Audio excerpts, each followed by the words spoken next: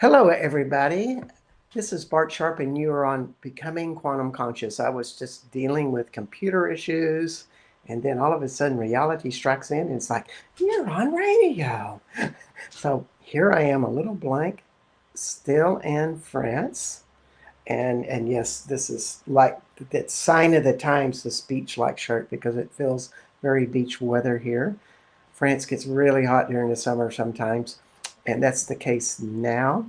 But you are on Becoming Quantum Conscious, and my name is Bart Sharp, and this is United Public Radio Network, UPRN, and UFO Paranormal Radio Network at 107.7 and 103.5, broadcasting out of the beautiful city of New Orleans, Louisiana. And also, you can find us on Roku, Facebook, YouTube, and the UPRN Talk Radio website. That would be www.uprntalkradio.com in case you're curious. Also, I am on my own YouTube as part of the possibilities. And if you come there, I would love for you to and subscribe to my YouTube um, channel. And it's been a wild time as of recently. I have been communing with Black Madonnas, and it's kind of sobering when you encounter one because these are usually carved in wood, sometimes some sort of ceramic or something, and they're all 700 plus years old. Some of them we don't know how old they are. And just imagine something like that being prayed to, people giving their heart and souls to. But also, if you believe in other worlds like the reality of Mother Mary or other goddesses, other forms, other angels, other beings beyond that, kind of in a matrix of consciousness that are connected to the Black Madonnas, our prayers, the churches, and all of this stuff as a big network. And that's what I got today when I was, or yesterday when I was communing with the Black Madonna, is that all of that is really interconnected. And you can access those types of energies all the time. Once you kind of get the idea and the concept that, wow, you can connect from this one little wooden Black Madonna and can extend out to all of these places, you can expand your consciousness. So that's my thought for the day. And I try not to sing the next song, My Sharona, which is kind of the same beat and rhythm as Black Madonna, if you know that song. It's a little, my humor gets me into trouble, let's just say with that. And I bring up this story because our guest today, Mary Porter Kearns, kind of floats in those worlds in her own way. Maybe not with Black Madonnas, being she's from, I think, North Carolina. But all the same, America has its own spirituality that's very unique. And here's one of those people that lead the way in opening to new ideas, Mary Porter Kearns, Plant Oracle. I'm going to bring her onto the show. Hey, Mary. Hi, Bart. You've got me laughing back here in the background. This is great. Black Madonna. Da, da, da, da, da, da, da, da, da. It really, I can't help it. That's going to stick with me. That's great. I have some friends, Alethea Sophia Pistis and her husband, Pete Wilson. They bought a Madonna in a antique store for 500 euros. And it's like you look at it and you go, this lady's been through some tough times. Yeah. You can tell she's had all of these knocks and scrapings, and all the pain isn't there. But when a professional uh, evaluator looked at it and goes, oh, you got a Black Madonna from the 13th century. It's like, hello. but at the same time, that Madonna is rocking. And because they have a magnificent hotel called Le Camp, and I go there a lot, I can go into their church, which there's a church in the hotel. No place else like France has stuff like that. Right. And there's the Black Madonna. And you can have this free time Wow. without any, people burning incense or doing holy chants or trying to give you Wow. Eucharist. It's just Wow. happening, you know? So Right. I love it. Um, anyway, I digress, as I usually do. No, thank you. Why don't we start with, I just want to read your a bio to everybody. Um, Mary Porter Kearns is a writer, amateur naturalist, gardener, artist, weaver, and a voice for the flowers. Her upcoming book, The Flowers Are Speaking, is an intimate journey into the entwined evolution of flowers and human beings. That weaves together science, history, and earth based mysticism to offer a radical vision of how we can best reconnect with the ancient guidance of the earth. In fall of 2022, she self published the first edition of her Oracle cards. The Flowers Are Speaking, which you're hoping to get that back out again in upcoming, along with this great book, The Flowers Are Speaking. And she also teaches guidance from flowers workshops, and it's expanded the scope with a 5 session long workshop that would be on Zoom, where people are empowered to connect with the flowers through their own senses and intuition.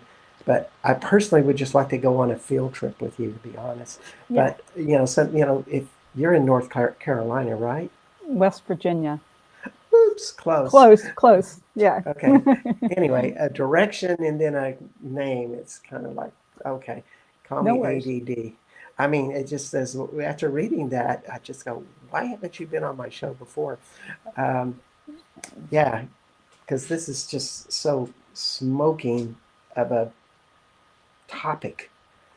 And so maybe just to start about is, you know, what, how is it that you teach people the process to learn how to have a communication with a flower? And we're talking flowers, not just plants in general, but specifically flowers. Right. I mean, flowers obviously are part of a plant, but the flowers have that concentration of the plant's energy, and it's what really draws my attention the most. And so it's flowers. Hmm. But the plant is a big part of it. Anyway, an aside. Ah, how do I teach people? So this is something that humans used to do innately. Hmm. Back before agriculture and our civilized society. There wasn't somebody that came along and taught people which plants to eat and which plants to use for medicine. There was a communication with the plants that grew around them, and they knew how to listen to the plants and intuitively be guided on how to use them. And so it's more of a relearning of an ancient knowing that we used to have. And we've become so science based and so mind based that we've forgotten how to use our intuition and how to listen with our hearts.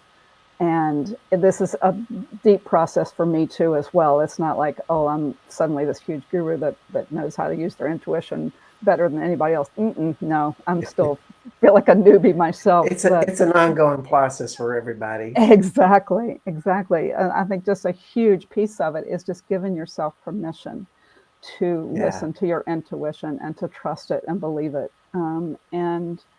And so in my classes, I also teach them some about the latest plant science, because the science is actually coming around and starting to acknowledge that plants are conscious and intelligent and communicate in ways that we never ever would let ourselves believe for several hundred years. And so that keeps our mind happy if we learn a little bit about that, and then our mind can Yep. go over and Yep. sit in the Yep. corner and be a little satisfied that this isn't quite so crazy, and Yeah. then work on the intuitive communication. Yeah. It's like being from the esoteric into the mystic. The Yes, esoteric learns the stories and go, oh, that's so cool and fascinating. I'll have to think about that. right. It's like, no, you don't think about it. You take a little bit of thought and you dive in. Right. Yeah, Yeah. yeah. So what are some of the things that you kind of start recommending people practice, like first steps in doing this type of stuff?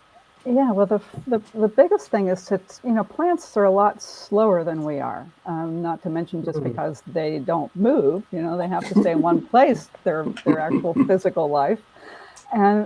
So the first thing is to slow down.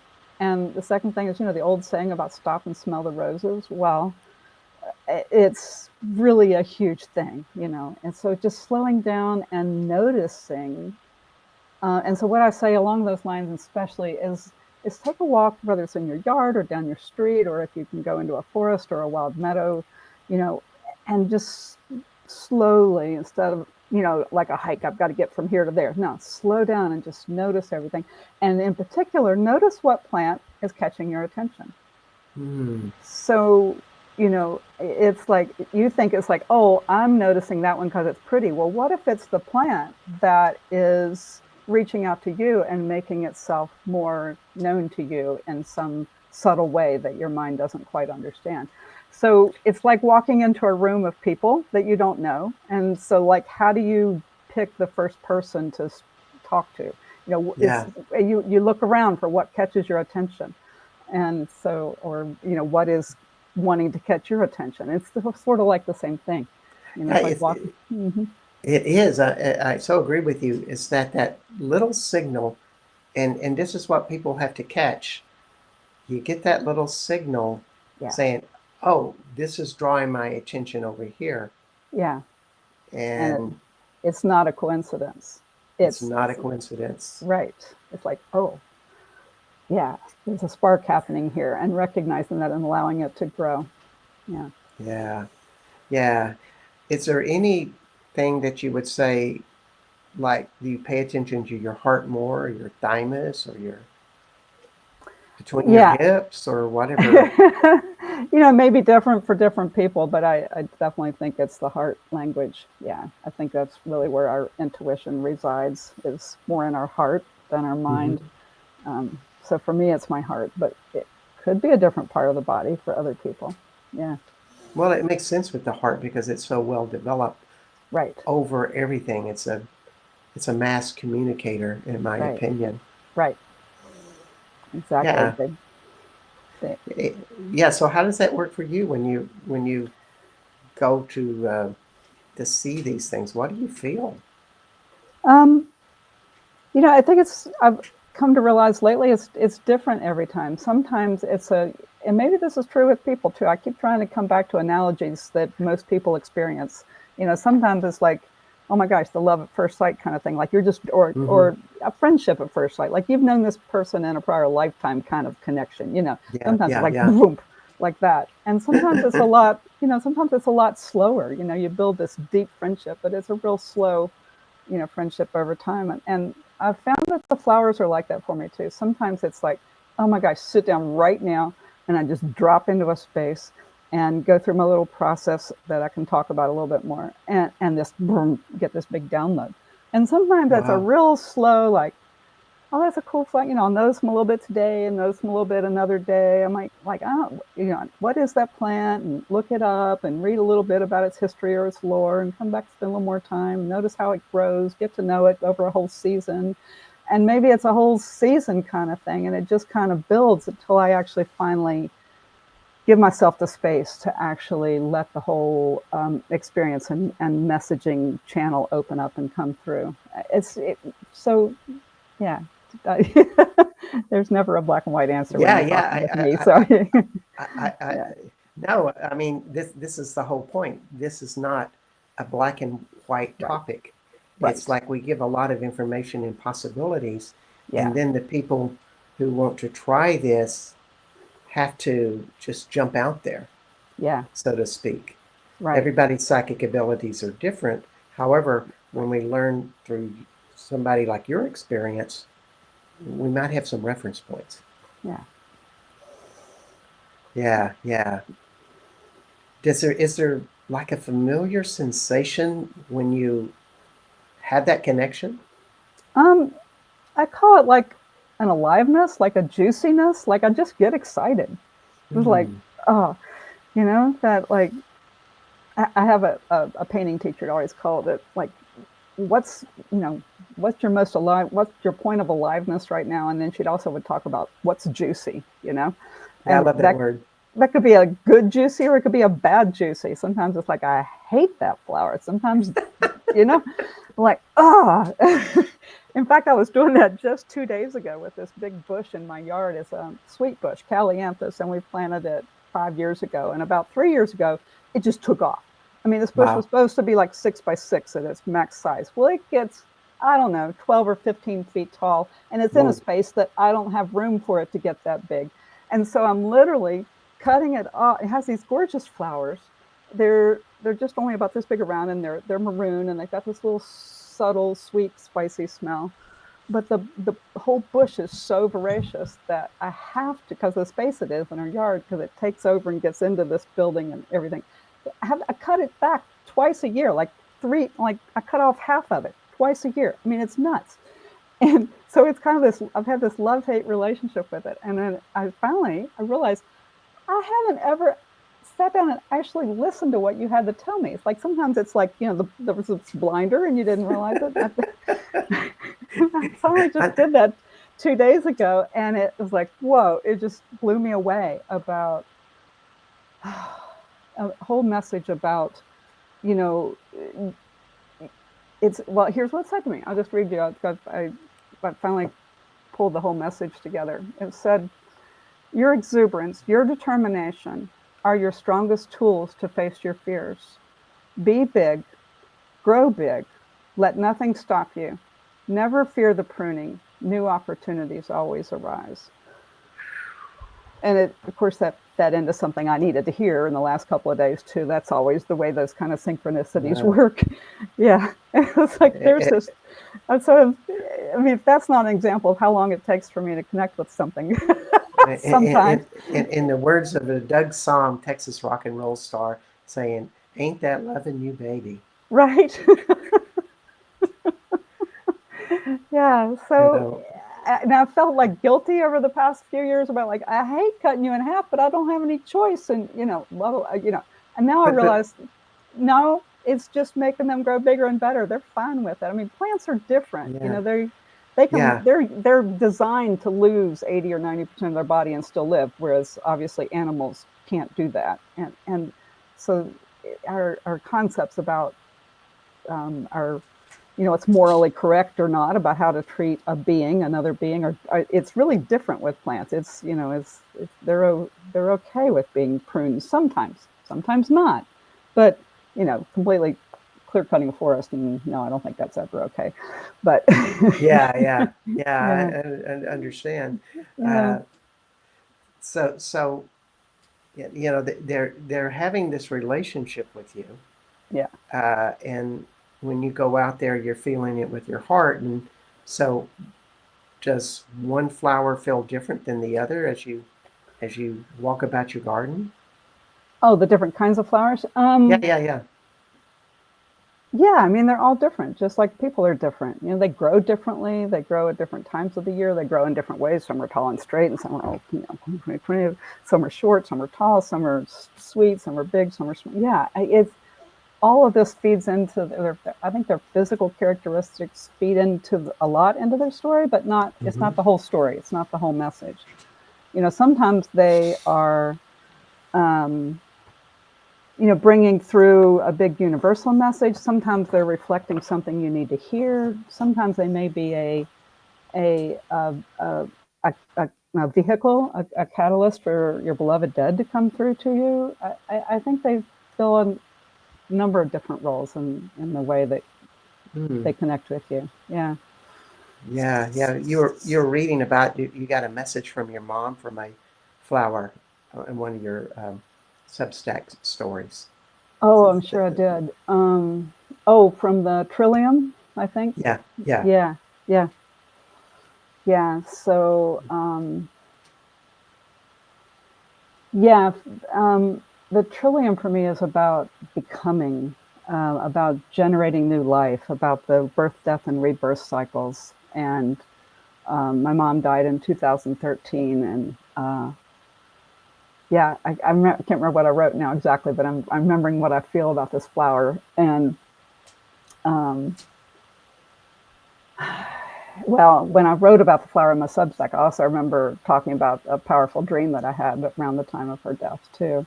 And Hmm. so the birth, death, rebirth cycle I felt in the flower brought up all of this experience that I had at the time that my mother died, and yeah, it was really powerful for me. Hmm. Yeah, it really brings up the question. I mean, that maybe when they're in your yard or they get to know you, or maybe you wouldn't get this type of spontaneous response from just a wildflower you felt in the forest, but they begin Sometimes, to learn sometimes they learn your vibrations yeah, and they respond with another vibration yeah, that can be interpreted into a message. yeah.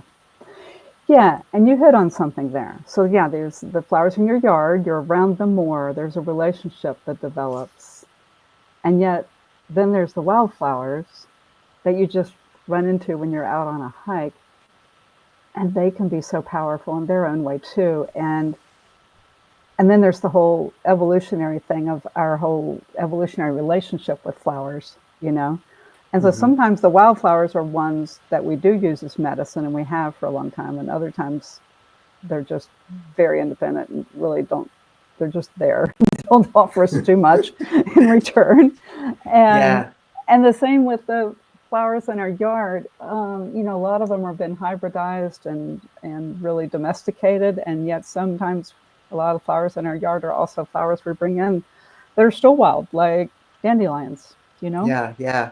Yeah, That's an interesting comparison. The flowers that we buy at you know, a corporate store that's been in these big greenhouses and yeah, grown very generically and with yeah, lots of fertilizer, and then yeah. they get stuck into real earth. And you know, do they are they wild when they are bought from the store, truly? And do they ever gain their wildness as they grow into nature compared to something that has never known Home Depot or something like that? Right. Well, um, let's just take the rose. So, roses have been hybridized for several thousand years, right? But Mm, yes. especially they've been dramatically hybridized since like the mid 1800s. Um, but they're always grafted onto the rootstock of a wild rose. And did you know that? And No. so No. if That makes you, perfect sense. right, that's what gives them the strength, the vitality to, but yeah. So, if you leave a hybrid rose and you just don't care for it, eventually it'll revert back to its old original rootstock and just be a wild rose again if you don't do anything with it for I don't know how many years, depends on the plant probably. Mm, So I always like to remember that. It's like when I get sad about all the roses that are, like grown in huge greenhouses in Colombia and sprayed with who knows what kind of chemicals and stuffed into a plane and flown halfway across the world in 4 days, and they've got to be so disoriented, but they've still got a piece of that wild rose rootstock in them, that birthed them and grew them, and they've got such a long history with us. I think even these greenhouse roses still carry, some part of this long history that the roses mm, have with us. It's like a rose isn't as individual as a person is. A mm. flower, let's just say a flower, any flower. I don't really think of them as a single flower as an individual being the way we think of people as individual beings. It's more like a continuum that I can't quite explain. Yeah. No, it's funny because I had uh, a guest, Richard Stanley, who was talking about the cathars last Mm-hmm. week, and he was talking about consolamento, where you received as a young man or woman or something, a direct vibration from another person who had been initiated into that uh, spiritual practice that the other person, the generations back, and this would go back to like John the Baptist as the Cathars, or maybe Solomon or David, that Yeah. every generation passed this down with an intention. that was consolamentum. So Wow. why not with plants the Right. same way that you could go back to such purity? Yeah. I think that's part of how I explain that the flowers are our elders. I mean, they've been around. If nothing else, it's all of the wisdom they have in their DNA for surviving through myriads of climate changes for 100 million years. When we've only been around, I mean, Homo sapiens been around 300,000 years, and our ancestors been around what 5 million years or something. And but 100 million years to 150 million years. I mean, if nothing else, there's a huge continuum of DNA wisdom in there. But Yeah, we know it's way more than that. You know, it's they're yeah, they're conscious, and they pass on. You know, it's we used to have an oral culture where we passed on wisdom. Well, we don't understand how plants do it, but we know they pass on their wisdom and they know what to do. would you dare say it's kind of Gaia wisdom? Yes, absolutely. Yeah. All right, all right. Yeah.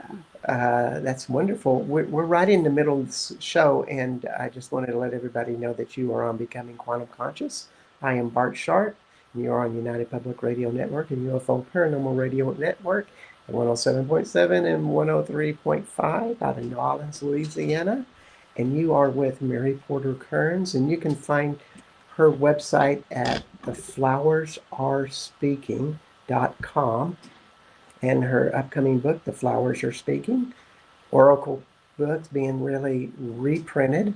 Uh, Oracle cards, excuse me. The Flowers Are Speaking. It's going to be out there, but also she has Substack, great Substack articles. I've been reading them today, as well as a really neat website, very available. Um, and some of those articles that you wrote, you kept referring to almost like there's seeds of different plants that just come up when needed, almost like after there's a fire, they Yeah. a flower will come up. So it really uh, tells you, you could think of that as a scientific consciousness, but would you dare say that it's also a consciousness of something of a higher power directing or nourishing its own earth, so to Yeah. speak? Absolutely. I mean, you know, whether you call it Gaia, Mother Earth, I mean, there's this womb that all the flowers have been, they grow from. And so there's definitely, I feel like, a mother consciousness, earth consciousness that is the life force that they are all emanations of. Um, yeah. Yeah, we had some comments from people. Robin Hart Shepherd, I had no idea that roses grafted to wild roses. I love it. Roses are so special to most of humanity. Hope you're enjoying Austin, Robin. And also, Phyllis Min says, having a loving relationship with my plants, I kiss my roses in my yard and tell them I love and appreciate them as I walk through the yard. Yeah, You want to that's respond to huge. that response? Yeah, absolutely. I mean, we were talking about how do you connect with plants? Well, there's the start of it. Talking to them, and then also waiting for them to speak to you, to listen to them. I mean, they love hearing from us. They love feeling our love, but it's reciprocal. It works both ways. And Mm, when we open our heart a little bit, we can start to receive some kind of messages from them. And yeah. yeah, So it's actually a two-way. when you talk about slowing down, you're not talking about that you've like had 3 cups of coffee and are smoking a cigarette and you're right there and oh, I got to slow down. I don't think that's what you're talking about, is it? Right. No, but the thought that you need to slow down, that's a good start.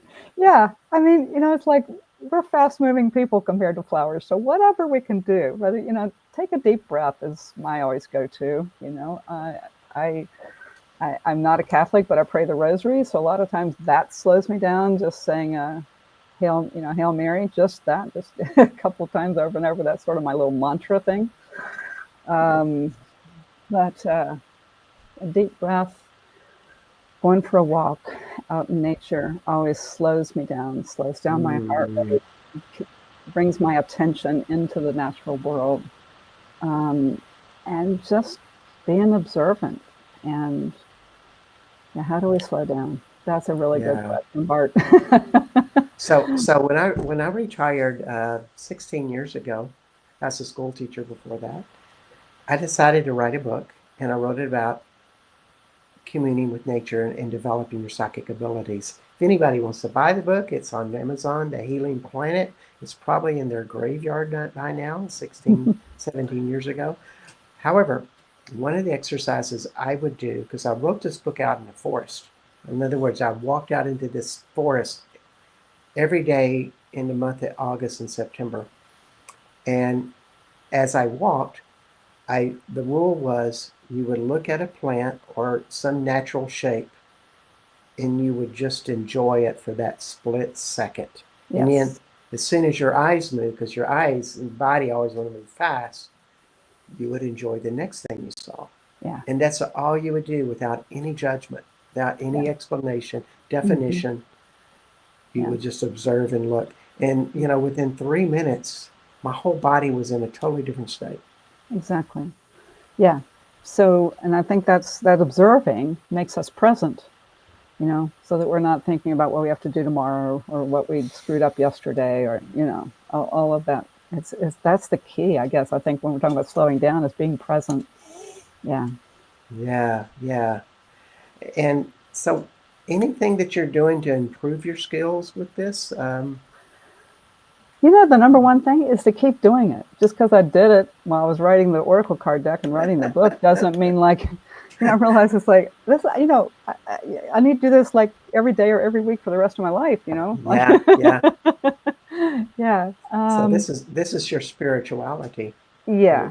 and God forbid, let's not call it a religion, but Right. No, but it's my but it's connection. It's what yeah, makes me feel alive. That's how I know it's your I'm real. personal power. Yeah. How does it help you with the 3D world?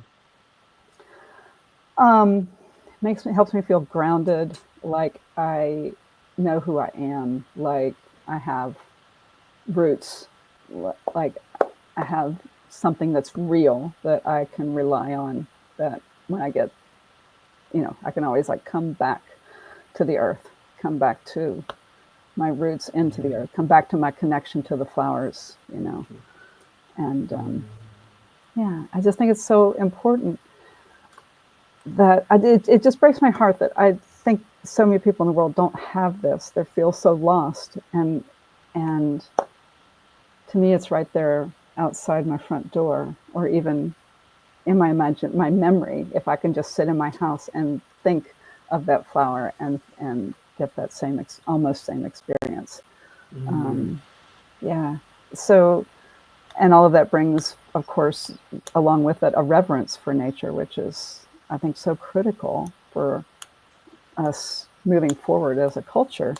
We've got to recreate this reverence that our whole society once had for the earth. And how else can we go forward if we don't remember that we're just a part of it and it's not here for us? We are part of it, part of the earth, part of the flowers.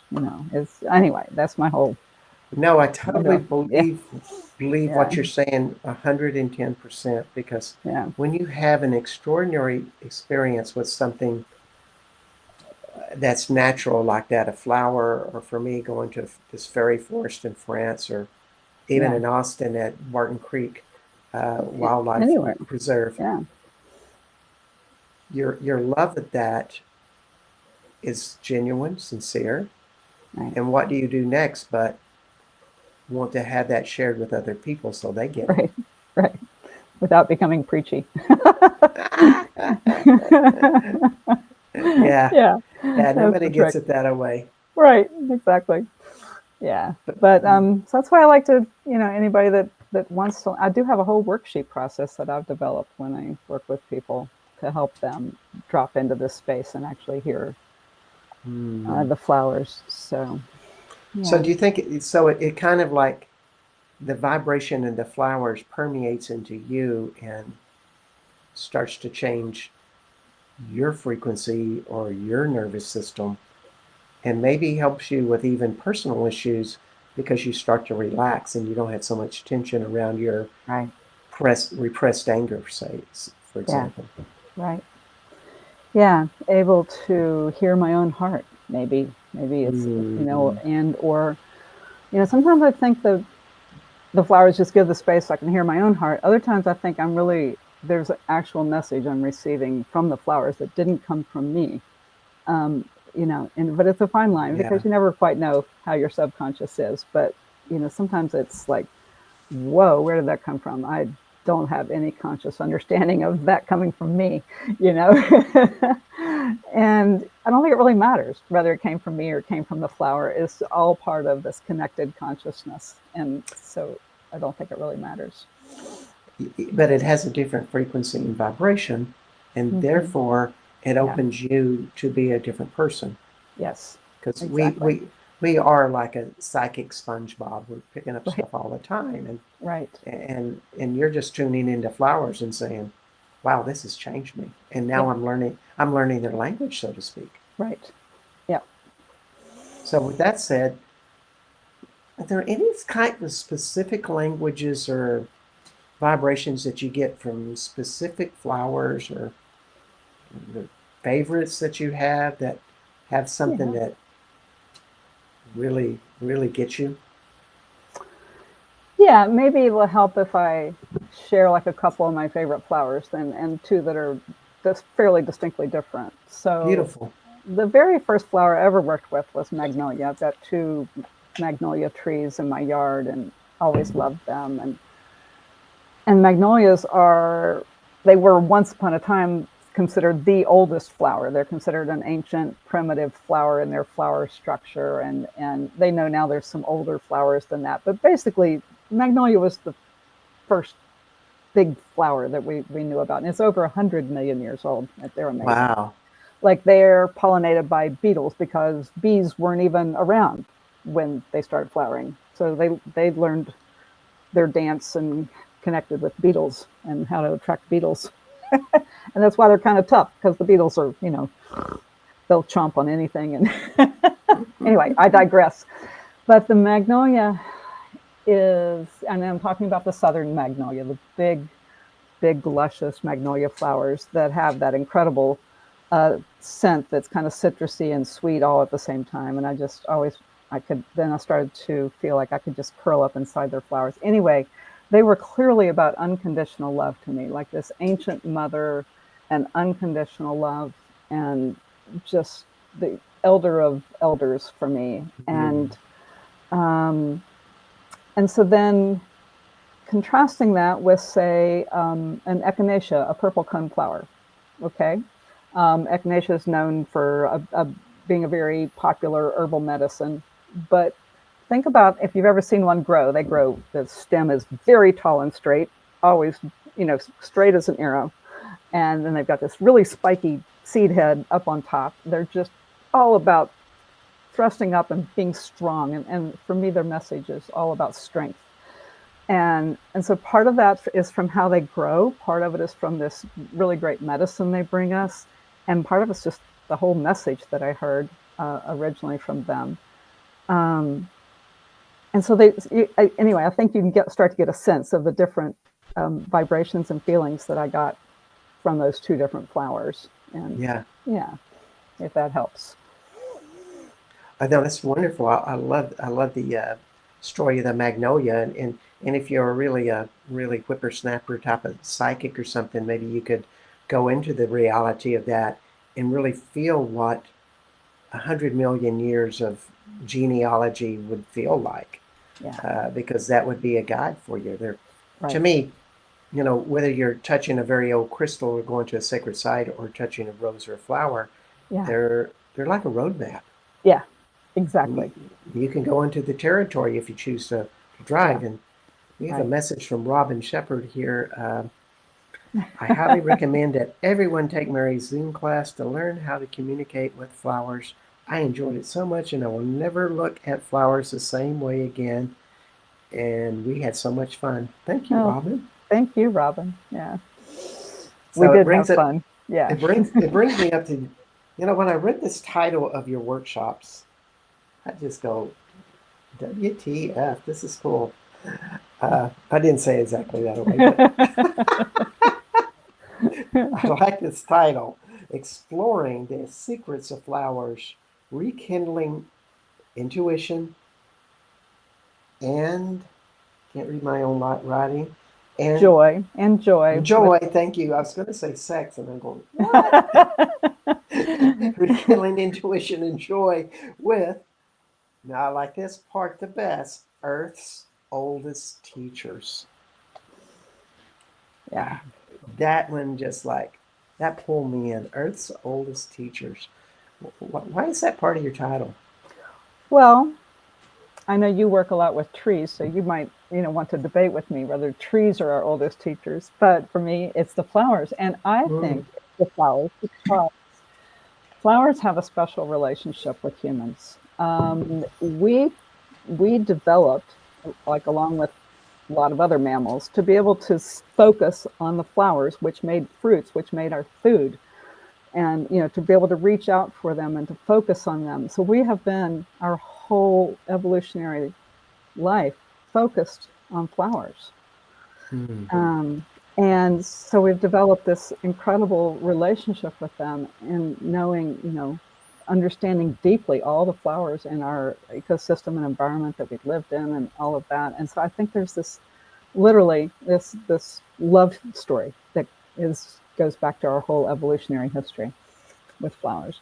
So, um, but yes, I mean, it's not to say they're our only teachers, because of course trees and mountains and rivers and every other being on the planet is as well. But there's a special thing that with flowers and human beings.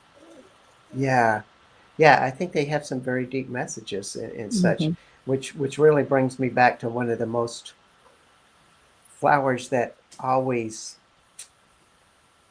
just amazes me. And there's so many of them in France. You'd just be dying if you lived here. Oh, yeah, They're everywhere, and that is roses. yeah. And what's your impression of the rose? I do think we have our deepest, oldest relationship with the rose. There's something so sacred and so special. It's the biggest chapter in my book. Mm.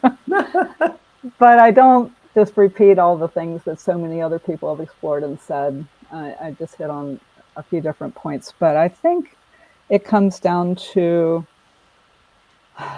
I mean, people talk about it has the higher frequency, it has this and that. The planet Venus, has a rotating orbit that's like a rose. I mean, there's so Whoa, much. You haven't heard that before? I I mean, haven't that's, heard that before. yeah, the orbit of Venus, over, is it, I don't know, I want to Yeah, say 8 years, but I could have it wrong. But anyway, it ends up yeah, looking yeah, like yeah. it looks like a rose window. By the time it goes around this thing, it's Well, it's don't get pretty me amazing. started. Don't get me started on Venus, but that's Yeah, another story. right, right. Um, yeah, I mean, some of our oldest, goddess myths go back and always have roses in them. It, our oldest goddess stories were always giving roses to Isis, to all the oldest goddesses. I mean, it's just there's so I think it again goes back way farther than we have any written history of. I mean, that's 5 or 10,000 years of history we know about. I think it probably goes back 50,000 to 100,000 years that we have had this connection with roses. And we don't eat roses, so it's not just for the food, but the medicine, the smell, the connection. And it's probably, we're trying to understand it with our heads, and it's probably simply a heart resonance is all it is, and we'll never be able to put it into words. Yeah. I think Don't it's a know. big. Yeah, I mean, to me, sometimes I yeah, go in another other reality, so to speak. Like it yeah, opens me to just a higher plane of thinking, because I right, think there are roses and plants that elevate us. yeah, They are such a high frequency, yeah, and you can't really explain it. yeah. And we have Robin Shepherd again, can you address the importance of passion flowers? They're so exotic and otherworldly to me. Ooh, good question. Here's a good question. But Robin, I hate to tell you this, but that's not a flower that I have worked with yet. Ah, But it's on my list. But I don't grow it in my yard, and I don't have a direct experience with it yet. But I want to it's because a, I agree they are so exotic and so full of energy, and I want to know more about them. So they're on my list of flowers I want to get to know better. That's about all I can tell you today. I'm sorry. yeah. So Well, you have to Robin, go do it. You have to explore yourself, Robin, yeah, because you've been yeah, in my yeah. class. Robin, you got, I think, 6 minutes before we start ending the show up. So if you can go run outside and have a 6 minute communion and get back with us, it might work. Or you can stay here and do it later. Yeah. And not everywhere in the world had roses. Not, I mean, they have grown in the northern hemisphere, not the southern hemisphere so much. So not all the peoples in the world had roses, but so many have. They have Mhm. been all over the whole northern hemisphere, Yeah, yeah, our whole history. Yeah. yeah. So It's so wonderful. On one of your other articles, you were referring to another author, but she was talking about plants teach us God is change. You know what? Remember the quote that I'm stemming this from, that God, that the whole planet is changing, but that is part of what spirituality or God is change, yeah, and change. plants are leading that. Yes, that's a lot of what I say in several different ways, and have quoted other people too that say the same thing. That they know more than we do about these changes that are going on in our climate, and we can take a lot of clues from them. I mean, the one several things we have observed is plants that are moving upslope and farther north, and rapidly changing the way they're reproducing or changing. I mean,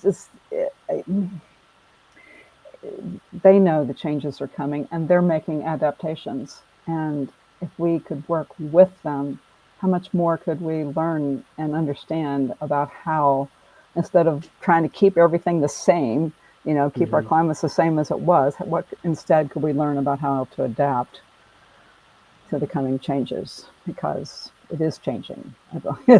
I think it's probably too late to try to take it back the way it was, the way we have Yeah, had for yeah, 5 or 10,000 years. The fact is, it's changing, and so what do we do? it's changing. And if we, Yeah, and the plants and the flowers can show us a lot about how to adapt, because they've done this several times. This isn't their first go round like it is for us, essentially. Or, well, I'm sure we've had ancestors that lived through a few climate changes, but not like the plants have.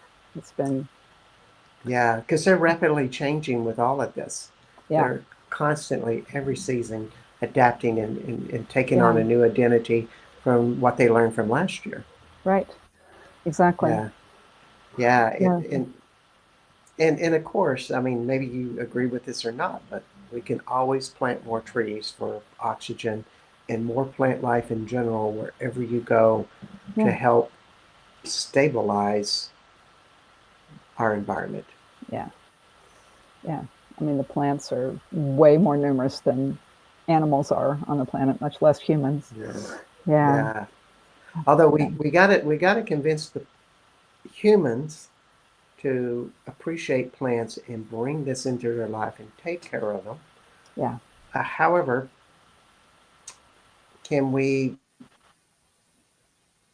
begin to love plants more to where we create a connection that maybe helps the consciousness grow that way?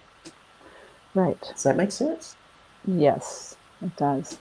Yeah, if we can start to understand how plants perceive our world. I mean, we're starting. It's easier for us to understand, say, how a dolphin or an elephant or an octopus perceives the world than it is for a plant, because they're so different than we are. And it just completely blows my mind wide open when I try to think about how they understand their world through thousands of chemicals they put out into the world. That's their language, that's their words. I mean, I can barely wrap my head around it. And sometimes I get a glimpse, like this little glimmer of like, oh my gosh, what would that be like? You know, to have. So anyway, the more we can understand how other beings communicate and sense the world around us, I think it changes everything. We have so much more possibilities. So I think they help us We understand our do. world. Yeah, So everybody listen up to your backyard. yeah, And as a friend of mine says, who's an Apache medicine heater, Marika Alvarado, all your medicines will grow in your backyard if you just pay attention. yes, exactly.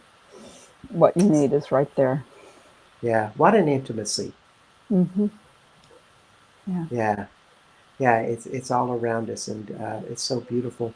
So, you know, tell us about what's going on. What are you putting out in the world? What's creating? What's to come? What's releasing? Yeah. Well, thank you, Bart. You've mentioned a lot of it. I've got that workshop starting at the end of August, exploring the secrets of flowers. And I love for people to sign up for my Substack. It's free. I don't have any fee for it. And that way people can follow my writing and get some tips on how they can connect with flowers and, um, hear things about upcoming and hear news about my book that I hope will be heading toward publication this fall. Not coming out this fall, heading Hmm. toward being. So sometime hopefully in the next year, it'll be published. And what else? Then that's the best way to keep in touch and see what's upcoming. Yeah. And follow me on Instagram. I put out a lot of tips on how to connect with flowers on Instagram and my Facebook.